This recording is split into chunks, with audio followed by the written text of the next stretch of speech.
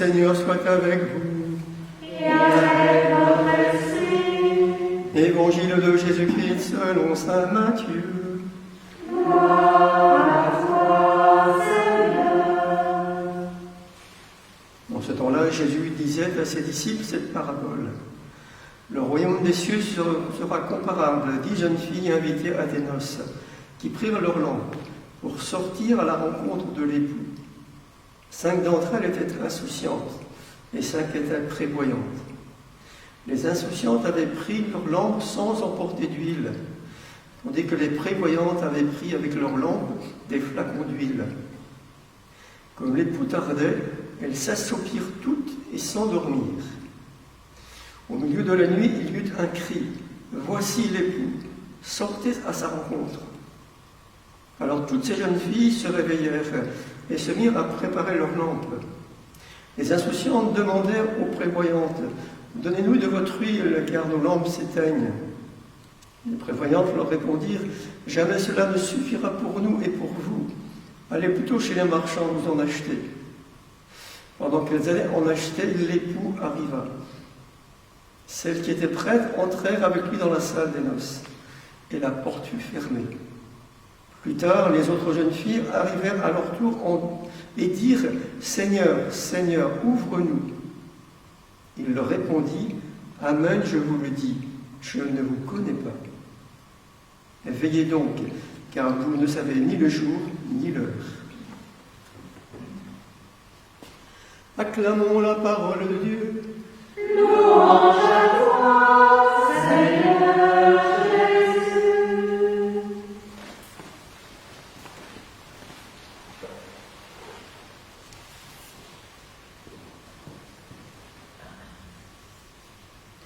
Chapitre 25 de saint Matthieu, que nous allons lire jusqu'à la fin de l'année liturgique, nous tourne vers la foi des temps. Elle nous parle de la vie de l'Église, du temps de l'Église dans l'attente de la venue glorieuse du Seigneur. Mais aussi, on parle de la venue du Seigneur dans nos vies aujourd'hui. Alors cette parabole des filles de sages est une énigme. Comment est-il possible de veiller en dormant?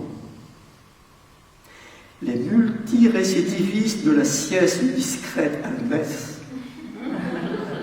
ou à l'oraison, aiment se répéter ce verset du psaume. Dieu compte son bien-aimé quand il dort.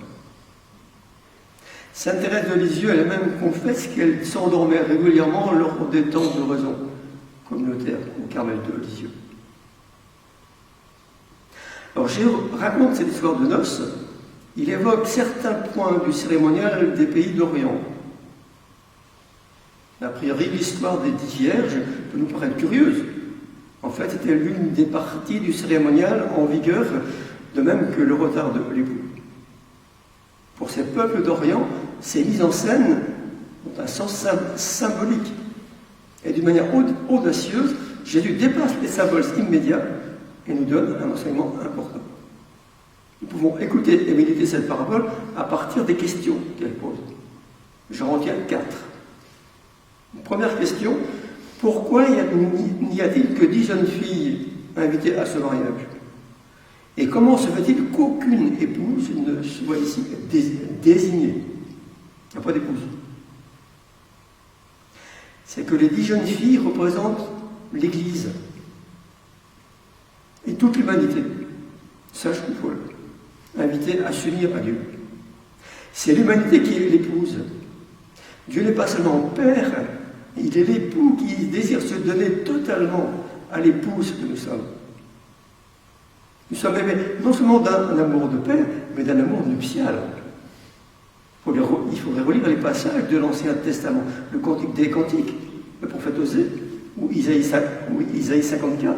Ton époux, c'est ton créateur, dit Isaïe. Et Jésus lui-même se présente comme l'époux, dans la controverse sur le jeûne, ou avec la Samaritaine.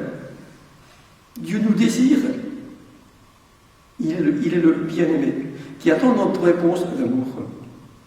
Voici que je me tiens à la porte et que je frappe, dit Jésus. Si quelqu'un entend ma voix et en trouve la porte, j'entrerai chez lui pour dîner avec lui. Et Saint François de Sales l'avait bien compris lorsqu'il disait « Mon Dieu, vous êtes le désir même. Seigneur attend notre réponse d'amour. Dieu a tellement aimé l'humanité qu'en son Fils, il a voulu être une seule chair, comme le veut tout amour, avec l'humanité. Les noces dont il est question sont celles d'une alliance nouvelle et éternelle entre le Fils de Dieu et l'humanité sauvée, entre le Fils de Dieu et chacun de nous. Et si aucune épouse n'est désignée, c'est aussi pour nous rappeler que toute notre vie est le temps des fiançailles, en attendant le mariage spirituel dans la gloire, que certains vivent sur terre, comme Saint Jean de la Croix, Sainte Thérèse d'Avila. Ça nous rappelle quelque chose, notre retraite communautaire. Et pour nous, les différentes rencontres de Jésus, ces différentes venues au cours de notre vie, jalonnent ce temps de fiançailles et nous préparent aux noces éternelles. Le Seigneur ne cesse de venir dans nos vies d'aujourd'hui. Comment ne pas penser à l'Eucharistie, que tant de frères et sœurs voudraient aussi participer. Anticipation du festin des noces. Mais le Seigneur a bien d'autres manières de nous rejoindre dans le quotidien, dans la prière, à travers le visage des frères et sœurs, à travers les événements. Demandons la grâce de reconnaître Jésus dans tout ce que nous vivons, sa présence. Une deuxième question, pourquoi l'époux tarde à venir?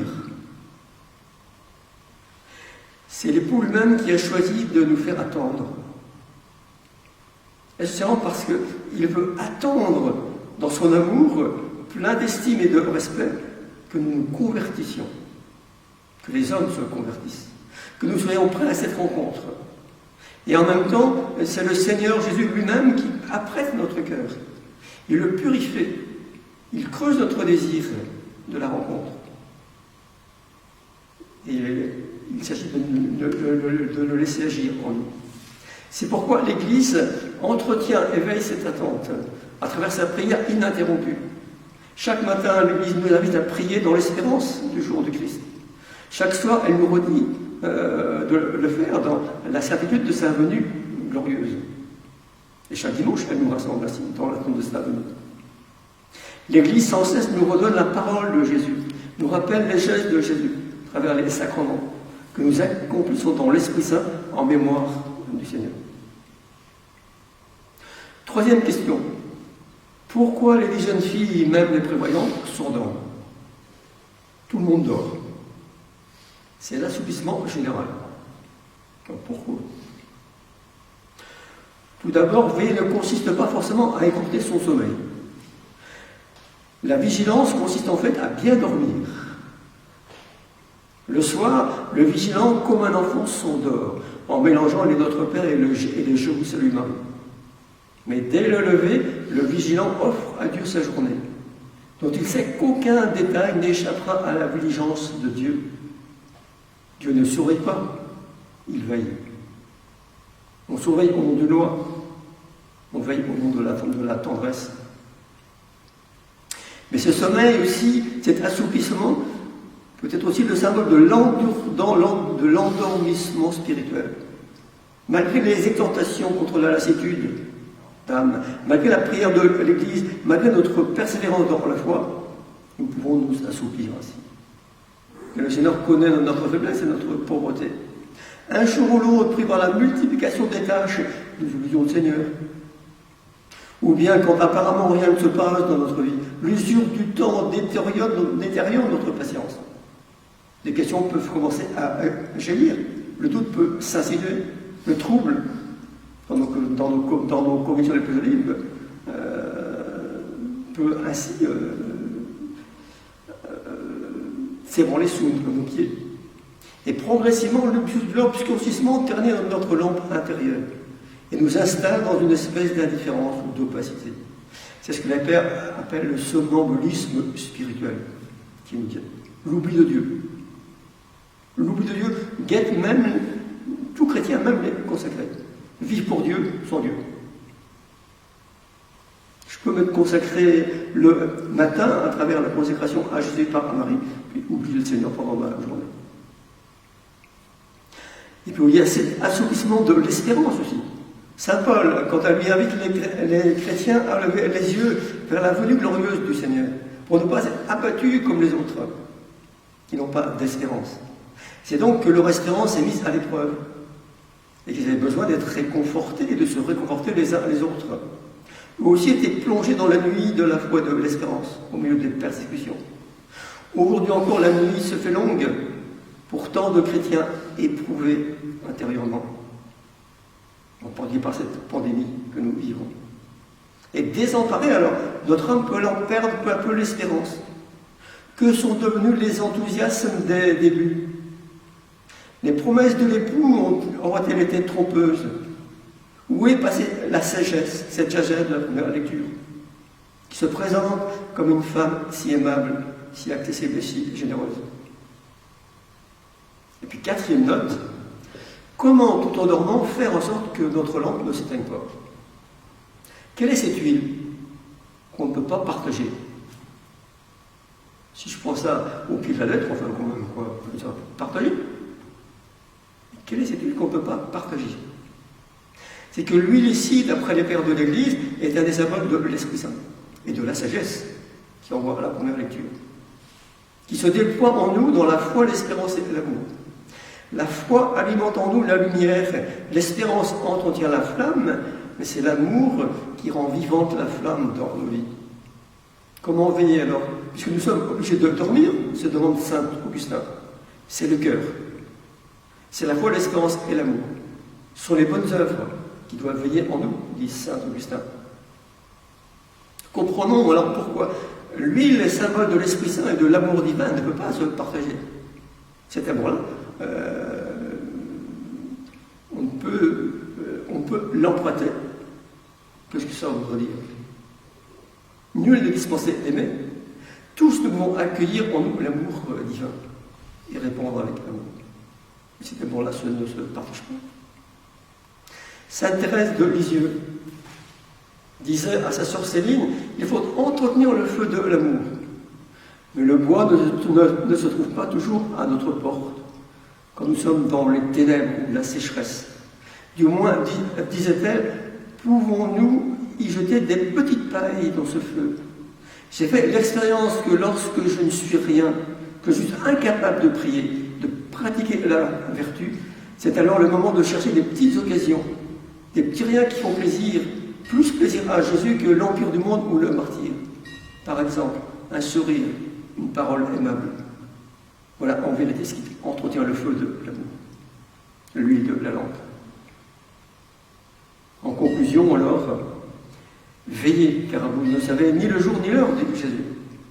Il ne s'agit pas de spéculer sur le temps et les moments, fixés uniquement par le Père. Veillez, c'est vivre l'instant présent, non pas en disant Seigneur, Seigneur, avec le désir d'accomplir la volonté du Père. Veiller, c'est veiller sur soi, être attentif aux autres, être présent à la présence de Dieu, veiller sur la parole. Veiller, c'est donc cœur des souffrances du monde, de ce monde dans lequel nous vivons. C'est croire encore, espérer quand même que le Seigneur vient et qu'il est déjà victorieux. Veiller, c'est déployer toutes nos capacités d'aimer, pour détecter dans la beauté du monde et la grandeur de l'homme nos raisons de vivre et d'espérer. C'est à la manière des prophètes, avec toute l'Église, dont Marie est l'image parfaite, veiller sur la cité et sur le monde. Alors que certains tombent dans le catastrophisme, d'autres fuient dans l'insouciance, l'Évangile demeure d'une étonnante actualité. Dieu lui-même vient entretenir la lampe de notre vie, et n'éteignons pas l'esprit. Amen.